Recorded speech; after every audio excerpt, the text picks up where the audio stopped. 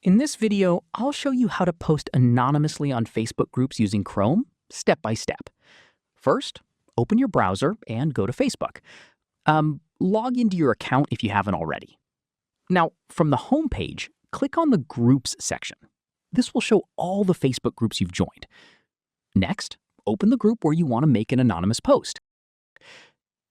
Here's something important. Anonymous posting only works if the group admin has enabled it.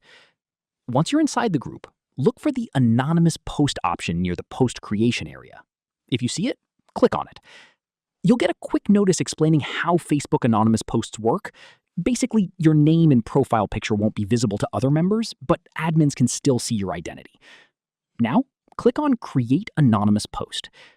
Type your message, and you can also add photos, emojis, or GIFs if needed. Once you're ready, click Submit. And that's it. Your post will be published anonymously in the group. So yeah, that's how to post anonymously on Facebook groups in 2026. Simple and quick.